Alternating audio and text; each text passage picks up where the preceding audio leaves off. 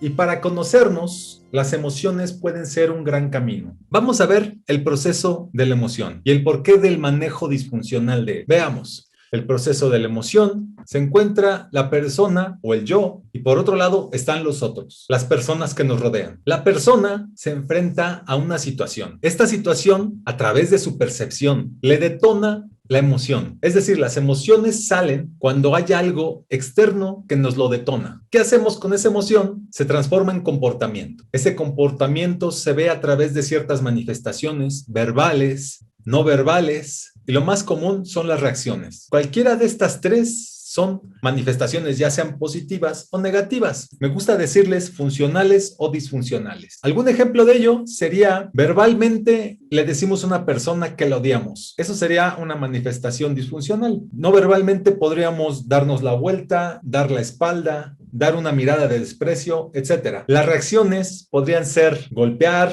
gritar, etcétera. Algo verbal positivo sería expresarlo a través del sentimiento de una manera amable, explicando claramente lo que sentimos. Es muy cercano a lo que es la asertividad. De manera no verbal podríamos, dependiendo cuál sea la situación, la emoción, pero supongamos que una no verbal sería un abrazo, una sonrisa, etcétera. Una reacción podría ser una carcajada, por decir algunas manifestaciones funcionales. En el momento que sucede esta manifestación, esto afecta a los otros. Todo lo que hagamos va a afectar en menor o mayor medida a los demás. E igualmente, esta manifestación tendrá un nuevo efecto en mí, en la persona. Y a la vez, esta manifestación se transforma en una nueva situación para que los otros detonen ciertas emociones. ¿Queda claro? Si una persona va manejando en la calle y se le atraviesa un carro, surge la emoción del enojo. ¿Cuál sería el comportamiento verbal? Mentarle la madre, y esa misma manifestación, si estamos acompañados, tiene un efecto en los demás y en ellos detonará otra emoción. Puede ser miedo y así se convierte esto en un ciclo vicioso a nivel emocional. Lo importante aquí es cuando tenemos el interés por los demás y la capacidad de tener esta presencia para poder vivir la emoción. ¿Cuál es la diferencia entre emoción y sentimiento? Esto es muy importante para este tema.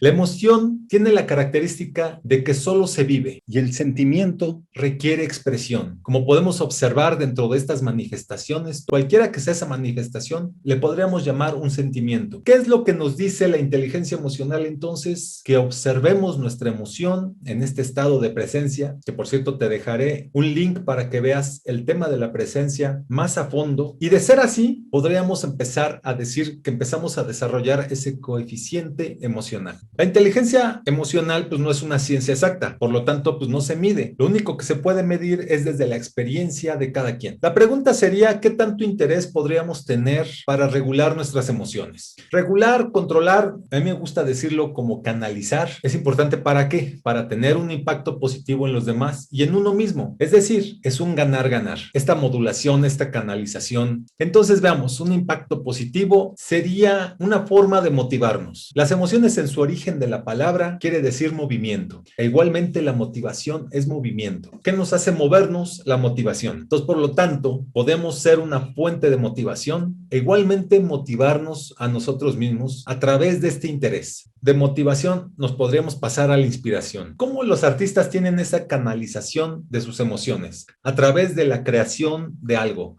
Una pintura, cantar, escribir, etcétera. Y cuando hacen ello, están motivados para hacerlo, pero a través de su inspiración. Ahora, ¿cuál sería la diferencia entre motivación e inspiración? La motivación es algo externo. Ya vimos que es una situación fuera de nosotros. Podríamos hacer algunas prácticas con ciertos factores externos que nos motiven. A muchos les sirven tener un cuadro motivacional enfrente de ellos, tener alguna frase de poder, etcétera. Todo esto es externo. La diferencia es que ahora la inspiración es algo interno y viene de la palabra estar en, inspiración de espíritu, o por lo menos Wayne Dyer así lo dice. ¿Qué eso significa? Estar en el espíritu. Lo que sea que signifique para ti el espíritu, que cada uno puede vivir de manera muy particular. Esa es la diferencia entre motivación e inspiración. De esta forma también podemos empezar a provocar en los demás esta confianza. Entonces, retomando un poco, el impacto positivo sería motivar a los demás, inspirarlos e incrementar la confianza que sentimos mutuamente. En uno mismo el impacto sería sentirnos empáticos.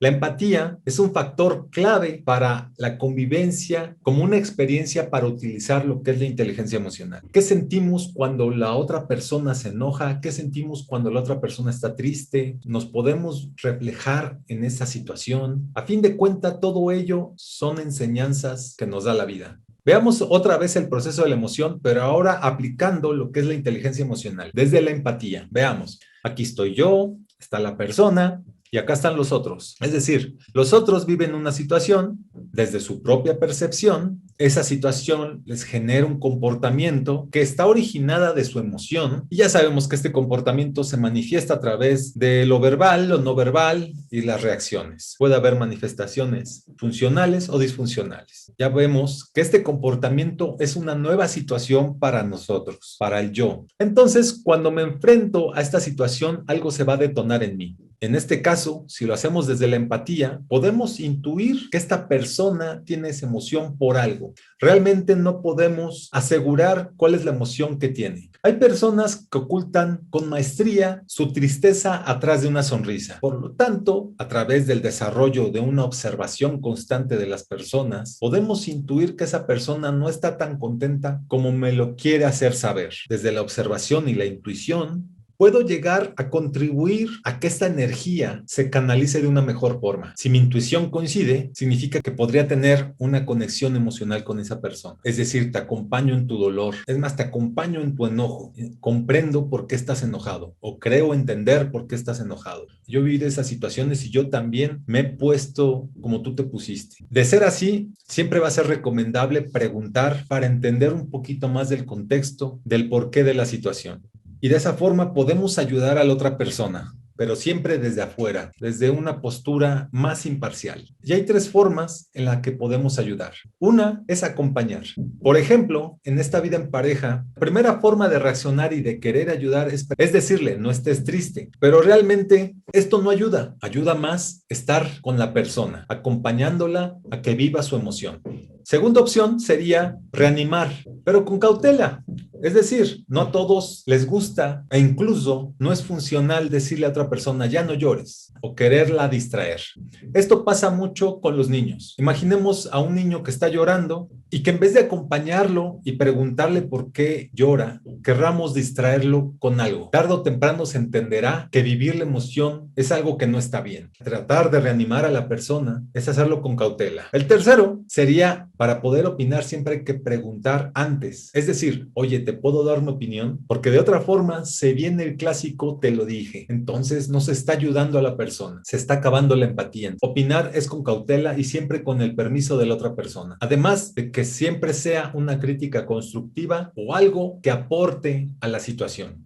Aparte de entender este proceso de la emoción, es necesario tener algunas técnicas para canalizar las emociones. La emoción siempre querrá manifestarse y de ahí viene que sirve el sentimiento para ello. Y el sentimiento, ¿cómo lo podemos expresar de una manera funcional? Te recomiendo escribir, dibujar, hacer ejercicio. Si estás enojado es golpear un costal de box, practicar algún deporte, etc. De esa forma, esta emoción no queda reprimida y toda esa energía se está manifestando. Otra técnica es hacer conciencia y tener un diálogo interno cuando se presenta la emoción. Es decir, dejar a un lado el concepto de que somos personas enojonas. No es que seamos enojonas, es que hay enojo dentro de nosotros. No es que seas una persona enojona, es que hay enojo en ti. Hay una gran diferencia entre ser y tener. Por lo tanto, no eres una persona triste. Hay tristeza en ti de vez en cuando. No eres una persona culpable. Hay culpa en ti de vez en cuando. De esta forma, no se adjudica ni se integra una creencia de ser enojón, de ser una persona triste, de ser una persona culpable, sino que el inconsciente y de manera subconsciente igualmente, podemos hacer presente la idea de que podemos decidir qué hacer con tales emociones. No somos unas personas adictas a la alegría. En este momento hay alegría en nosotros. De esa forma no viene el aspecto del apego a la felicidad. No somos personas miedosas. De repente el miedo viene y nos acompaña.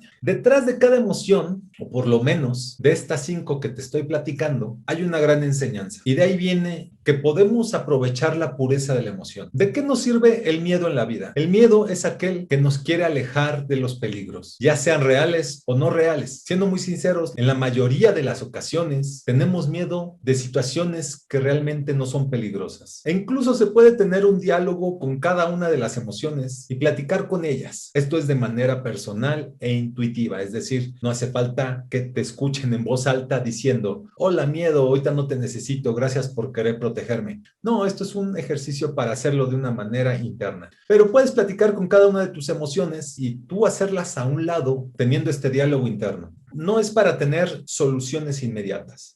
Mediante se vaya practicando, se puede ir notando que hay menos pesadez cada vez que vivimos diferentes emociones. Se trata siempre de ir más allá de la incomodidad que nos da cada una de esas emociones, dependiendo la situación de cada quien. Las emociones son el sazón de la vida, es decir, gracias a las emociones es que disfrutamos la vida. También cabe aclarar que no hay emociones buenas ni malas. Es bueno aprender de nuestros miedos, aprender de nuestro enojo, aprender de nuestra tristeza, aprender de nuestras culpas. E igualmente, aprender de nuestras alegrías. Casualmente, nuestra favorita es la alegría. Te recomiendo que veas Intensamente, donde claramente se explica esta situación. Ahí podremos descubrir que el enojo, la tristeza y en este caso la culpa tienen un gran valor para la vida que somos. Claramente esto es una invitación a que vivas cada una de tus emociones sin condiciones. Daniel Goleman le llama a esto un estado de flujo. Para concluir este video, quiero recomendarte, si puedes leer este libro, toma en cuenta que no se explica de manera esquemática. Esto tiene información científica que por otro lado tengo otro autor que dice que los estudios que están aquí nunca los ha podido encontrar. Es importante practicar el ejercicio de la duda, no dar por hecho que este es real o que este es real. Lo importante es que desarrollemos un pensamiento crítico que nos ayude a aprender algo dentro de autores que se contraponen.